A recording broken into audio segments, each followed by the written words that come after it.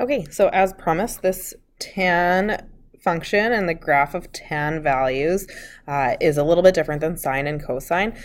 So we saw that sine and cosine both created that curve, what we call a sinusoidal function. Tan is a little bit different. It is a periodic function. It does repeat itself, but it looks very different otherwise. So some key things to remember about tan before we actually start trying to graph is that tan of an angle is sine of that angle over cosine of that angle. Okay, and so in respect to our unit circle, that is y over x. So some critical points that we want to watch out for, and it's always nice to start with ones that are well defined. So if we're talking at zero, when x in this particular case is 0 degrees, and I'm going to just change that to theta, because we're talking about interval theta is that. So think about it as theta is the angle, and y is our output, and y is just our tan value. So at 0 degrees, well, my coordinates are 1 and 0. So if I go by this, I've got 0 divided by 1.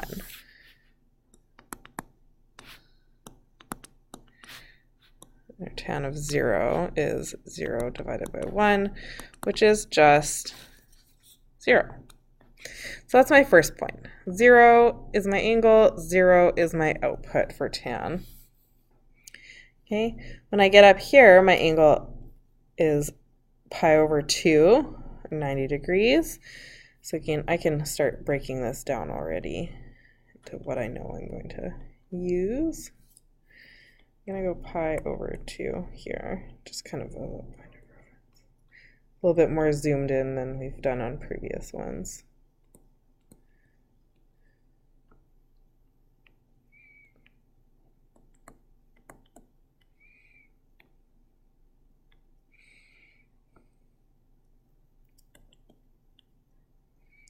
So I'm not quite going to draw the whole domain that I've originally asked for. So note that I'm going to change this to reflect that. Don't change the question on the exam, change your scale.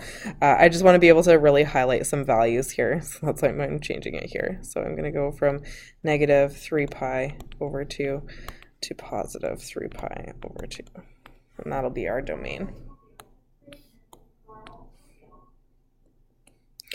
Okay, so again, we're at 0 and 1. Tan is y over x. So in this case, tan of pi over 2, my output should be 1 over 0, which is undefined.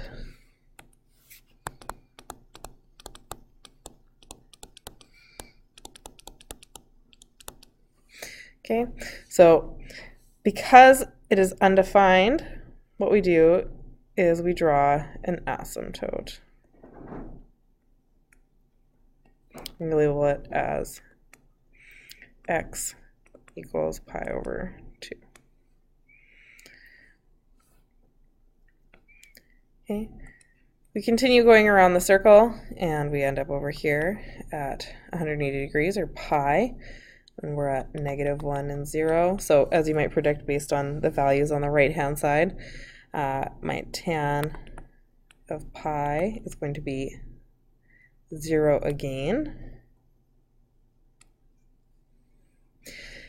And down here at 3 pi over 2, my coordinates are 0 and negative 1. So similar to up here, I get a problem where it does not exist. And so I'm going to get an asymptote again. Now that we've gone in the positive direction, the negative direction follows suit. Still the same point, still get an asymptote here and here. In terms of how you do them, you always want to do a dotted line. You always want to label them with their names. So x equals negative 3 pi over 2, x equals negative pi over 2, x equals 3 pi over 2. Okay, so always name your asymptotes, and those are places where your graph doesn't exist. And then we get a point here at negative pi, because it ends up in the same place as positive pi. Okay, so that's great, but I'm going to need some values to work with. So if I go at pi over 4, because that's halfway between them, my coordinates are root 2 over 2 and root 2 over 2. So tan of pi over 4 is going to be root 2 over 2 divided by itself, which is just 1. So that's lovely. So if I draw my scale in here, I'm going to get a point there at positive 1. Well, if we base it on our laws of all students take calculus, when I go in here to my next pi over 4 angle, which is 3 pi over 4, well, tan's going to have the same value because it has the same reference angle, but tan's negative in this quadrant, so it would be negative 1. Dropping down into quadrant 3, we're dealing with 5 pi over 4, same reference angle of pi over 4, and so still the same value of 1, but tan is positive here, so I get my positive 1 back. And we get the same thing happening beyond, or if we go backwards, we go to negative pi over 4. Again, still the same reference angle. Reference angle is still pi over 4, but tan is negative in quadrant 4, and so it should be negative 1. So this is looking a little wonky. I'm going to define a couple more points in here just to kind of help myself out. So if I went with pi over 6,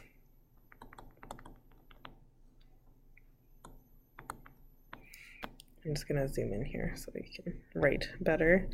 You can see it better. So pi over 6, my values are root 3 over 2 and 1/2. So tan of pi over 6, if you've got this memorized already, that's great. If you don't, we always go half divided by root 3 over 2, which is 1 over root 3, or if you want to rationalize it, root 3 over 3. This is perfectly acceptable, so is this, either one. If you're like, oh, I'm not sure what value that actually is, well, it's somewhere in here.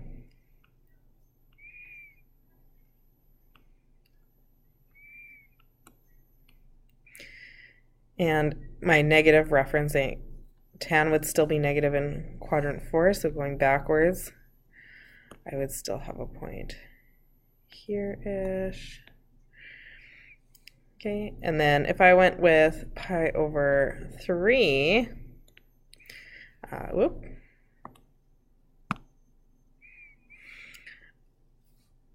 we would be able to get more values from there.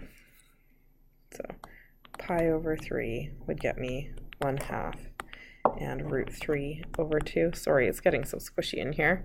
So tan of pi over 3 would be the inverse of this, or the reciprocal of this, or just root 3, which is a bit over 1. So this is the first time we're seeing something greater than 1.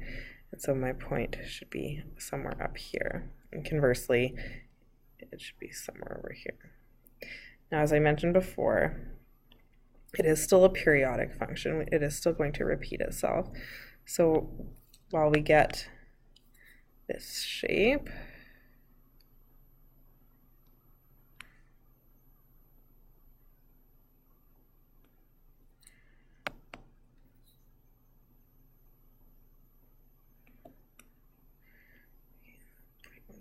here-ish.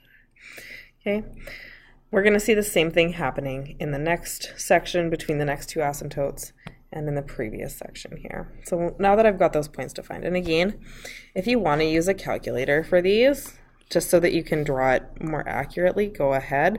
This will be 1 point something, and this will be roughly like 0.3, I believe.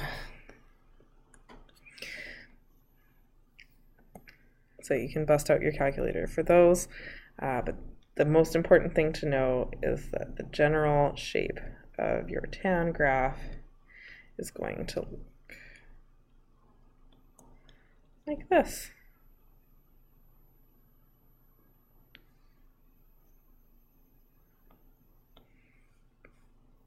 Okay, so whereas the period, oh, and we can zoom out and fill in this information. So the domain is a little bit trickier because we have values for x that don't work. So in terms of writing interval notation for this specific domain, we would say, okay, well, negative 3 pi over 2 to negative, and we would do rounded brackets because it can't actually get there. Negative pi over 2, rounded brackets, united with negative pi over 2 to pi over 2, united with pi over 2 to 3 pi over 2. And again, we use those rounded brackets for values that don't actually exist and are not allowed to cross asymptotes, so they cannot possibly exist. If you need to write that to remind yourself, you cannot cross vertical asymptotes. When you take calculus, you'll see that sometimes horizontal asymptotes cause you more problems. So this is one way to write your domain.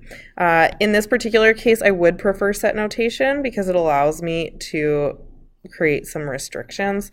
So you would be able to also write it as, so this is interval. And that's going to be, again, what I default to. But if we go to set notation, I would say x is an element of the reals where x cannot be negative 3 pi over 2, pi over 2. And I would just, or negative pi over 2, pi over 2, and negative 3 pi over 2. Sorry, not negative. And I would just list which values it wasn't allowed to be. So that's why in this case I might prefer set notation. But we always need to remember to include this part if we are using set notation. My range actually is the one that becomes more flexible because we can see it continues on forever. It'll never touch the asymptote, but it does continue upward, upward, upward, and downward, downward, downward, getting closer and closer to the asymptote always without actually touching. So in this case, my range becomes negative infinity to positive infinity. Or if you want to use set notation, because usually if you choose one, you use it for both domain and range, you would just say y is an element of the reals and leave it as that. Now the period here is shorter than for sine and cosine because my graph starts repeating actually between pi's, or half pi's. So instead of this being 2 pi radians as my period, it actually starts repeating at pi radians. So negative, or if we go from 0, because that's sometimes the easier place, we start seeing the same pattern again, showing up at pi. So the period is just pi. The amplitude does not exist because it's not something that maxes out and has a minimum. And then my zeros, I would list them in this particular case as negative pi, 0, and pi. But in general, I would say k pi, again, where k is an element of the integers. But because I had that restricted domain in my original question, this is the better answer for this particular question. So I hope that that kind of clarifies tan graphs. You're not going to see as many of them. You might see one on the provincial. They sometimes throw one in there. But we definitely will be doing way more work with sine and cosine, and so that's why I've emphasized that here.